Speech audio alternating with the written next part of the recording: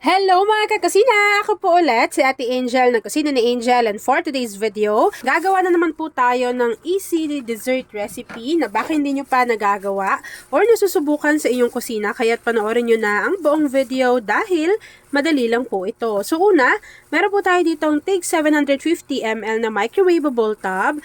Tapos, kagaya po ng sinasabi ko sa inyo, mas tipid kapag hinihiwa nyo po sa gitna itong ating cake bar. Ang pinili po nating flavor ay custard flavor. Yan po yung magiging complement sa gagawin nating dessert. So, bali po, tigta 3 piraso lang yung inilagay natin dito. Tapos kapag nailagay nyo na yan dyan sa ating microwavable tub, i-set aside nyo lang po yan. Habang nakaset aside po yung ating cake bars, dito sa ating kasirola, kakailanganin natin itong isang sachet or 24 grams ng Menu Magic Buko Strips flavored. Ito po ay jelly powder na buko flavor talaga. Sobrang bango and lasang buko.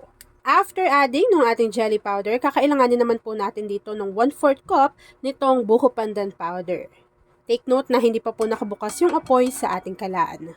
Kapag nailagay na po natin yung ating dry ingredients, lalagyan lang po natin ito ng 3 cups of water. Maglagay na rin po tayo dito ng 1 can or 380 grams ng evaporated milk. Kapag nailagay na po natin yung ating evaporated milk, haluin lang po muna natin to ng maigi hanggang sa matunaw yung jelly powder, pati yung ating buko pandan powder na inilagay natin dito. Sobrang bango. Kung isa ka pala sa buko pandan lover, say hi Angel sa ating comment box section, and i-comment mo naman dyan sa ating comment box section kung anong dessert recipe na buko pandan flavor na yung nagawa mo at natikman mo. Kahit konti lang ilagay ninyo na vanilla essence or vanilla extract para dagdag flavor lang at saka yung aroma. After adding ng ating vanilla essence, maglagay lang po tayo dito ng 1 can or 300 grams nitong Marie Condensada. After adding ng ating condensed milk, maglalagay po ako dito ng Tita Ellie Nata de Coco. So ito po kulay green yung ilalagay ko para combination siya dyan sa flavor na ginagawa natin. Dinrain ko na po yung pinaka-syrup nun ha. At maglalagay rin po ako dito ng Tita Ellie Nata de Coco naman, yung color white lang.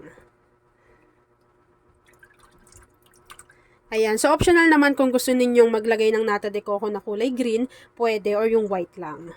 After nating mapagsama-sama yung ating mga ingredients dito sa ating kasirola, haluin lang po muna natin to ng maigi. At kapag nahalo na po natin yan ng maigi, bubuksan na po natin yung ating apoy sa ating kalan over medium to low heat, and then hihintayin lang po natin na kumulo yung ating mixture. So dapat po medium to low heat lang para hindi naman po mabigla yung pagluto ng ating mixture. So habang hinahalo ko yan mga kakusina at hinihintay po na kumulo yung ating mixture, please don't forget to like and follow yung ating Facebook page, Kusina ni Angel. Kung meron ka ring Instagram, paki-follow na rin ako doon, Kusina ni Angel. At kung gusto mong matuto pa ng iba pang mga recipes, o kaya naman gusto mo mag-share ng mga niluluto mo everyday, pwedeng kang sumali sa ating Facebook group. Andiyan lang po yan sa ating Facebook page. At ayan na nga mga kakusina, kumukulo na po yung ating buko pandan nata mixture. This time, pwede na po natin i-off yung apoy sa ating kalan at ready na po natin to sa pag-transfer doon sa sinetasay natin kanina na cake bars. Ita-transfer ko lang to dito lahat mga kakusina, and then after po nun, ipapakita ko na sa inyo kung ano yung natapos nating easy dessert recipe. At ayan na mga kakusina, once na lumamig na or nag-set na yung ating dessert recipe, pwede na po natin yan i-enjoy! At ayan na mga kakusina, tapos na naman po ang ating easy dessert recipe na creamy buko pandan rough cake. Kung nagustuhan mo yung ating video, please like and share this video. At kung hindi ka pa nakakapag-subscribe sa aking YouTube channel na Kusina ni Angel, please click subscribe button.